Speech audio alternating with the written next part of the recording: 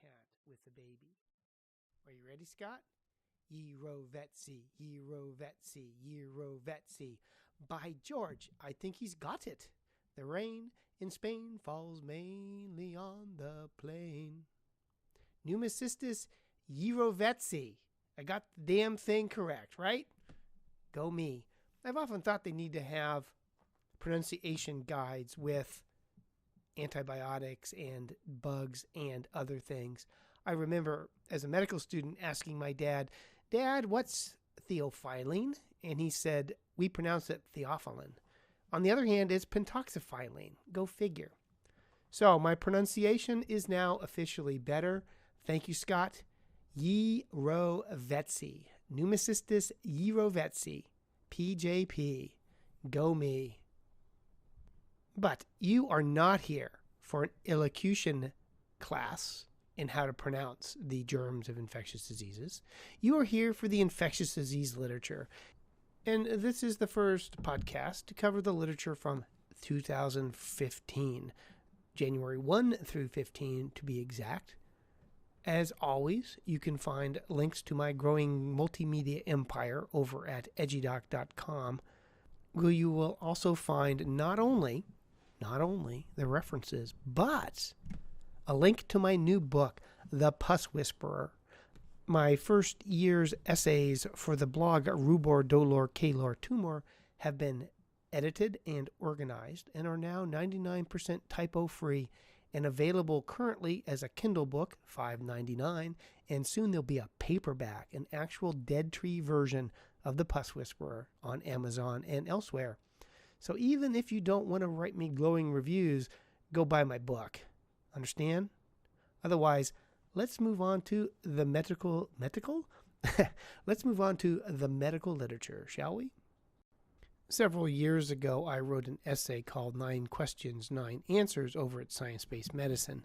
An anti-vaccine naturopath asked the question, "Could you please provide one double-blind, placebo-controlled study that can prove the safety and efficacy of vaccines?" I found one in 55 seconds. My 12-year-old found one in 22 seconds, not including the boot time for his computer. And now there's a third one. There's actually more. Currently published looking at the dengue vaccine. Done in children, it was a randomized, placebo-controlled trial of a tetravalent dengue vaccine, and it was quite effective. 64.7% for across-the-board efficacy. It was different depending on the serotype. 50% for serotype 1, 42 for 2, 74 for 3, and 77 for 4. And it also prevented severe dengue and hospitalizations. The vaccine efficacy for prevention of hospitalizations was 80%. This is fantastic because dengue is a huge problem in the world, causing lots of morbidity and mortality, and it's coming north perhaps with global warming. Dengue, as I'm sure you know, has been found in the Florida Keys, and it's just a matter of time before it wanders on further north with the mosquito population. So it's nice to know that we have an efficacious and safe vaccine that was evaluated in a randomized, placebo-controlled trial. My conclusion, of course, is that the average naturopath does not know how to Google. The great thing about this vaccine also is that it has all 4 strains in it. As you may remember, having been exposed to one strain of dengue and having immunity then leads to dengue hemorrhagic fever if exposed to a different strain while you're immune. Having immunity to all 4 strains then should prevent dengue hemorrhagic fever in these kids, which it did. And that's really cool. Yeah, it's flu season. Crap, I hate flu season. And we got a new strain wandering through. So the vaccine, according to the recent CDC, is only going to be about 23% effective in preventing influenza. But 23% is better than 0. There are certain fears associated with the flu vaccine. One of them is Guillain-Barré. Like that French accent? There was a study in The Lancet a while back that showed that you were more likely to get Guillain-Barré after influenza than you were after the vaccine. This has now been replicated in emerging infectious diseases where patients who got the influenza vaccine were protected against having Guillain-Barré. And the problem we had with the swine flu back in the 1970s has never been repeated. So if the vaccine is associated with Guillain-Barré, and that is still not entirely certain depending year to year, it is certainly more associated with having influenza, and it's better to get the vaccine than not. Since we're in the flu vaccine season, what's associated with survival? Well, in this study, it was the use of neuraminidase inhibitors, i.e. oseltamivir. Patients admitted with influenza who received those agents had a 5.3 mortality rate versus a 7.6% mortality rate, although the p-value was unimpressive at 0.32. I'm a big fan of 0.05 for a significant p-value. But on the other hand, all the data has pointed the same direction, so the preponderance of information suggests that oseltamivir and its equivalents do prevent mortality in patients who are sick enough to enter the hospital with influenza. Superinfections increased your chance of dying, no surprise there. And statin use, chronic statin use, decreased your risk of death. The whole statin thing continues to be uncertain in what it does with infections. But also steroids. Don't give steroids for flu. Another study, this one, shows increased superinfection rates, 9.7% versus 2.7%, and increased deaths in patients who got corticosteroids for their influenza.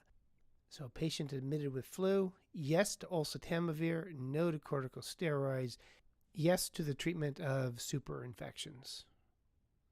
Cytomegalovirus, aka CMV, has all sorts of curious effects on human beings. There have been some suggestions that being CMV positive, for example, increases your risk of atherogenesis. This study looked at the effect of HIV seropositivity in AIDS patients, and while it had no effect on HIV-associated morbidity and mortality, it did have effects on the risk for non-HIV morbidity and mortality, specifically cardiovascular and cardiocerebral effects, with an HR of 2.27, which is pretty good. HIV patients do have an increased risk across the board of having atherosclerosis, even when their viral load is suppressed, and perhaps the CMV is a component in that progression of disease. What they did not test for was CMV viral load, as it would be interesting if those with an increased viral load to CMV were those who went on to vascular disease, and would suggest that perhaps anti-CMV medications could be of benefit long-term in preventing CMV-associated atherosclerosis. But, as always, there's more studies to be done. You would think 20, 30 years into the acyclovir era that somebody, somewhere, would have gotten around to doing a randomized controlled trial to know how to treat herpes meningitis. And it doesn't exist. All we have is retrospective trials like the one I'm about to talk to. Well, not trials, retrospective studies.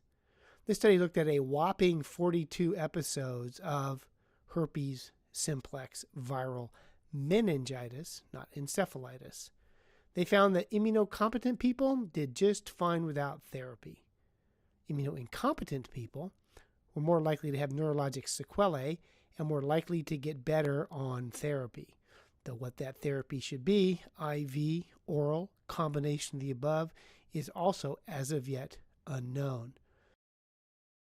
But someday, probably long after I'm dead, we'll have a clinical trial that will tell us how best to treat this illness.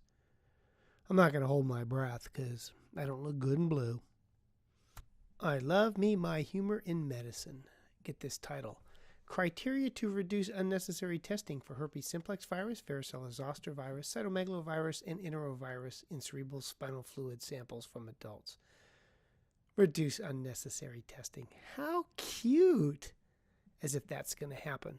Because what people do is they get a spinal fluid or anything else, and they order everything all at once without doing it in a stepwise fashion. Now, they did use computerized order sets, and they said that you need to have more than 10 WBCs in the CSF before you should do testing for those particular viruses. and found that if they used that as a criteria, they would miss no cases of viral meningitis due to herpes, VZV, CMV, or enterovirus. The proper way, of course, to do a spinal tap is to do the tap, get a protein, glucose, cell count, and diff. And then if everything is normal, stop there. Even though, of course, a couple podcasts ago I talked about bacterial meningitis with a normal spinal tap. But that's rare. And certainly if they don't have any white cells in their CSF, you don't need to send off all those PCRs. It's interesting, too, in this particular study, that of 10,917 specimens, a whopping 140 were positive. And speaking of cytomegalovirus, again, this study looked at the risk of Alzheimer's disease in older people. And if you were CMV seropositive, whether Caucasian or black, you are more likely to develop Alzheimer's disease, and you were to have a faster rate of cognitive decline. So CMV is bad long-term, perhaps, in some people. Of course, my mantra is association is not causation, but it is interesting that there is a preponderance of data that all point to the same direction, that CMV causes vascular disease and perhaps Alzheimer's as well. Does the cold weather lead to colds? I mean, they have the same name. They must, correct? I reviewed this last, a decade ago, and there's data both for and against cold causing colds, or at least being associated with colds. Now there's a study in mice that shows that cold viruses replicate at a much greater level in cold weather. So they inoculated a bunch of mice with a mouse-adapted rhinovirus, and they gave them a bunch of little tiny Kleenexes, so cute, and found that when they passed cold air through the mouse noses, the virus replicated more vigorously than if there was warm air. So if the mice in the walls of your house are sneezing, turn up the temperature more, and you'll have less mouse colds.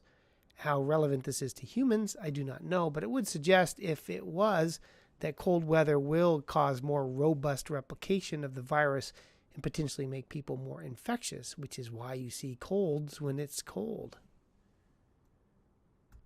Currently here in the Great Pacific Northwest, and today is January 17th, about 20-25% of our respiratory specimens that are being tested are positive for RSV.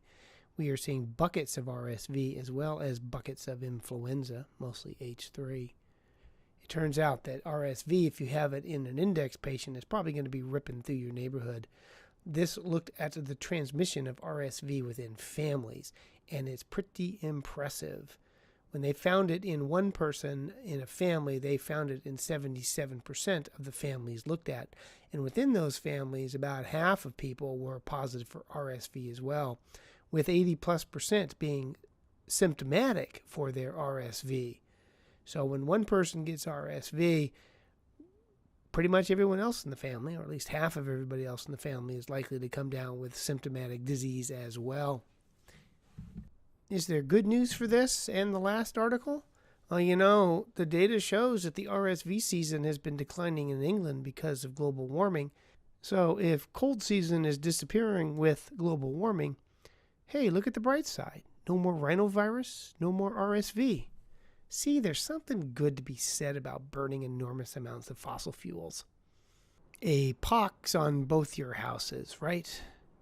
Well, there are 2 patients in the U.S. that apparently have a new pox virus, or as they call it, a novel pox virus, although 2 patients is more of a short story. These patients both had contact with horses and developed these pox lesions. They couldn't quite figure out what it was. They say it was an 88% similarity to a parapox virus and a 98% those to the molluscopox viruses. They both had, as I say, horse contact. So there's another pox virus wandering around the U.S. that's probably underdiagnosed. Speaking of pox viruses, which is kind of cool, but someone took all of the vaccinia virus strains. And you may or may not remember, vaccinia virus is what's used to elicit immunity to smallpox. And they tried to figure out where it came from and how they related. So they took a bunch of old vaccines and some laboratory vaccines, and they tried to figure out the evolutionary relationships between the different vaccinia virus strains. And they didn't find real good commonalities. As the abstract says, quote, the extant VACVs do not always cluster in simple phylogenetic trees that are aligned with the known historical relationships between these strains. Rather, the pattern of deletions suggests that all existing strains likely come from a complex stock of viruses that has been passage distributed and randomly sampled over time, thus obscuring simple historical or geographic links. Which is kind of neat that they can even do that. Another study out to demonstrate, as the kids say today, non-inferiority of ortavancin, one 1,200 milligram dose, versus 7 to 10 days of vancomycin for gram-positive soft tissue infections. This is interesting in that I keep trying to figure out when I'm going to use a drug like ortavancin. I'm disinclined at the moment to treat infections with ortavancin instead of vancomycin up front, but the issue is often reimbursement. And I have one patient I treated a knee infection with MRSA successfully with ortavancin because he was recalcitrant to getting his once-a-day drug, Dapto, and couldn't get the vancomycin paid for in an outpatient setting. What we really need is not a study of ortavancin for skin and soft tissue infections, but for real staph infections where I have to treat uninsured or marginally insured, i.e. Medicare patients, and I need a once-a-day drug. The interesting thing is ortavancin, at least, is cheaper than daptomycin in my hospitals. So there is really compelling social/financial reasons to go with ortavancin for my patients who can't get outpatient therapy. Of course, the problem with this study, from a medical point of view, is in the patients, they had a significant number with MSSA and a variety of streptococci. And really, nobody should get vancomycin or ortavancin for those, but a beta-lactam. So it's curious when they have a study where they give inferior agents for a infection because that's what the study would have them do. And you know Vanco is a crappy drug for most infections that we treat, but it's really quite interesting that the ortavancin was not as efficacious, though not significant statistically, in treating simple things like group A strep, 70% success rate for the ortavancin at a predetermined endpoint, of course. And the vancomycin was only 81% successful for early clinical response for group A strep. I would anticipate myself in treating a group A strep or any strep or MSSA that your cure rate should be pretty much 100%. And these drugs are both 80%, which is what you'd expect for drugs that are fundamentally, at least compared to beta-lactams, stink on ice. And not to be skeptical, but given that it was a pharmaceutical company sponsored drug and run by people working for the company, my rule of thumb is to figure that the real efficacy of the drug is probably 20% less than reported. Guns don't kill people. People kill people. That's the motto, right? Well, actually, bacteria doesn't kill people. Inflammation kills people. And it's interesting that this study looked at mortality from bacteremic sepsis, and they compared the outcomes of transplant patients with non-transplant patients and found that if you were bacteremic septic and you were a transplant patient, you had a much better 28 and 90-day mortality rates. Probably because the immunosuppression blunts the inflammatory response, and it's the inflammatory response that kills you. So if you're planning on getting septic in the near future, get a kidney transplant first. There is no doubt that the ventilator-associated pneumonias are bad. However, we have to follow these things called ventilator-associated conditions, where the patient changes their ventilator status. And is that important or not? I don't know. But this study looked at the timing in antibiotics in patients who had a ventilator-associated condition and found that if there was a delay in the antibiotics, it made no difference in outcomes. So there's no difference in mortality if you started your antibiotics right away for ventilator-associated condition or you waited 48 hours before you started your ventilator-associated condition antibiotics.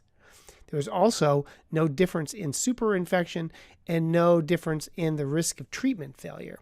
So it suggests that following ventilator-associated conditions is a complete waste of time. But I'm sure glad that we get to spend a lot of time and effort making sure to document this. And what bothers me about it is they didn't do any good validation before they made it a guideline and a thing we had to follow. Drives you nuts when you do this sort of stuff for a living. But the key take home is that a ventilator-associated condition is not a reason to start antibiotics. I have talked about this before. I used to think that B. frag, Bacteroides fragilis, was a common gut bug, but it turns out not to be. It's other Bacteroides that are more common in the GI tract. And there are enterotoxigenic Bacteroides fragilis that can cause a diarrheal illness. The interesting thing about this is that enterotoxigenic Bacteroides fragilis make a toxin. That's why they're called enterotoxigenic. Duh. That is coded for by the BFT gene, not BFD. BFT as in Tom. It turns out that people who have Bacteroides fragilis in their GI tract and who have the BFT gene are more likely to be associated with colorectal cancer. This is not the first time that having the presence of a enterotoxigenic Bacteroides fragilis has been associated with bowel cancer, but it may be another cause of malignancy in people. Early and fascinating information. Someday, I assume, again, probably after I'm dead, there'll be an intervention study to see if removing Bacteroides fragilis in positive patients is associated with decrease in subsequent bowel cancer.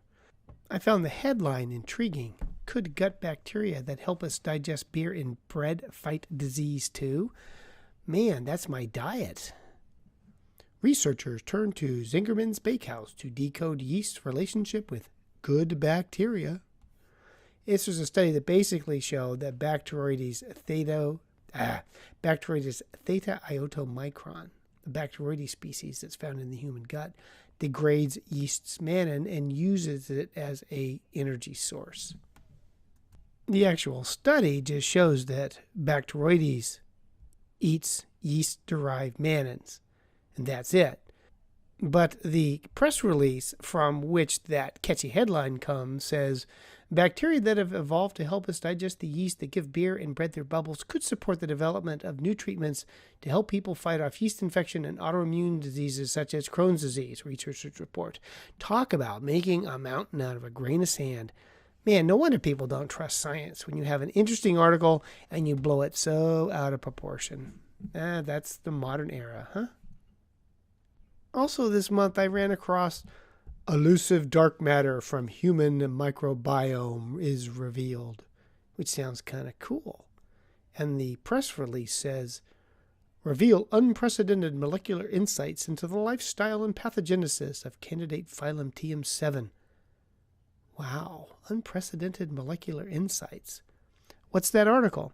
Well, it's really kind of cool. They figured out a way to grow one of the bacteria that hitherto had been unculturable from the oral mucosa of human beings and is associated with disease. It's now known, however, as microbial dark matter that may be suspected culprits in the development of debilitating and chronic disease. Man, another grain of sand turned into a mountain range. I think I need to quit reading press releases because the hype is just jaw-dropping compared to the article. Now, the article's cool, but the hype, geez Louise. Melioidosis, due to Burkholderia pseudomallei, has usually been associated with diseases in Southeast Asia and rice fields. However, there's been a bunch of cases in, of all places, Puerto Rico. And they checked it out, and they find it in the soil, and that a significant number of people who had looked at this study were seropositive. There were 2 risk factors for being seropositive for melioidosis. One was having a history of skin wounds or ulcers, and the other was being an injection drug user, although melioidosis has not been associated with melioidosis, except for Burma in 1913 before.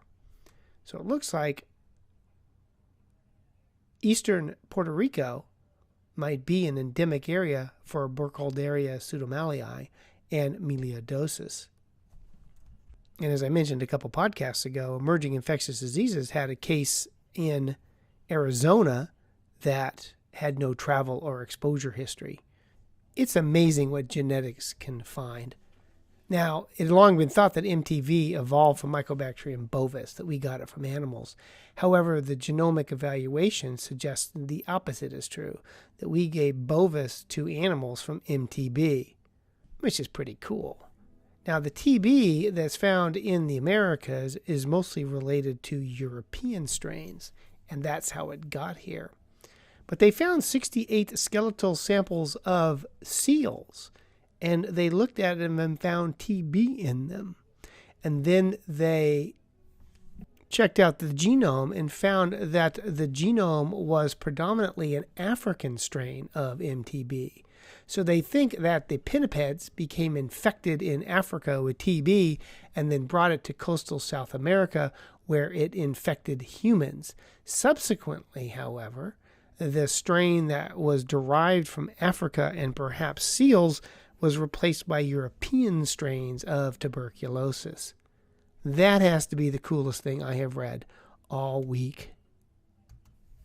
Pre-Columbian tuberculosis is from seals. Post-Columbian tuberculosis is from human beings. And we'll finish up with the usual hodgepodge. Relapsing fever is in the Bitterroot Valley of Montana. That's Borrelia hermsii. There's a good correlation between sputum and BAL cultures. In this study, there was about 93 to 96% between what you grew in the BAL and what you grew in the sputum. And a sputum is a lot cheaper than a BAL. Do you hate your patient with the VRE bladder infection? They gave a patient linezolid bladder. They gave a patient linezolid bladder irrigation in an anuric patient for an E-fecum UTI and cured it. Bladder irrigations are evil. This study looked at 106 cases of Bartonella endocarditis and found that the criteria for making the diagnosis would be a positive PCR on the valve, or on the blood specimen, or an IgG titer of greater than 800 using an IFA, or a Western blot positive. So there are some times to consider Bartonella as a cause for endocarditis, and they're now perhaps criteria. Patients who are infected in the hospital don't sleep well. What a surprise. But it is associated with patient satisfaction, and we do get reimbursed for that. Patients who are septic and go to rehabilitation have better long-term survival than patients who don't go to rehab. This study I don't believe, but I'm going to mention anyway. They found that appendectomy was a risk factor for colectomy in patients with C. difficile. I thought, no way. And you look at the p-value, 0.03. Again, p-values have to be 0.05 before I think you can really believe it. Patients who get hospitalized with SBP don't live long. The 1-year survival rate is 34%. Wild gorillas are a reservoir for Leishmania major. So when you see a big open sore on Magilla gorilla, biopsy it for leishmaniasis. Piptazo causes more neutropenic in children compared to ticarcillin clavulanate. I can still say I've never written a prescription of Piptazo in my career. There's a new form of Clostridium perfringens that is making an enterotoxin that has not been seen before and has been associated with 4 foodborne outbreaks. Guess what? Children with pets, reptiles, have more severe salmonella infections. And finally, there's yet another malaria that's been spread from monkeys to humans.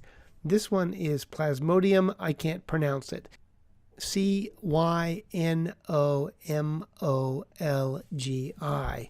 Cynomolgi, I guess. Scott, how do you pronounce it? I'm relying on you now for all pronunciation of organisms. I don't want to sound like I'm beating a baby to death with a cat. But all unusual organisms need a pronunciation guide. And that brings us to the end of the Puscast, covering the first 15 days of 2015. The references are available at edgydoc.com. And if you're listening to this as an AAC file, an M4A, if you look on your screen, you can see the references right there. Otherwise, go to my growing multimedia empire at edgydoc.com to find links to all my podcasts and books and apps. And of course, you want to go to Amazon and buy the Kindle version of The Puss Whisperer. At the end of the month, there'll be a paperback version as well. It's the perfect gift for the puss lover in your life. Otherwise, thank you for this most interesting consultation and allowing me to participate in the care of this most difficult and challenging case. I shall continue to follow along with you. Thank you. In dictation, goodbye. And goodbye, Scott.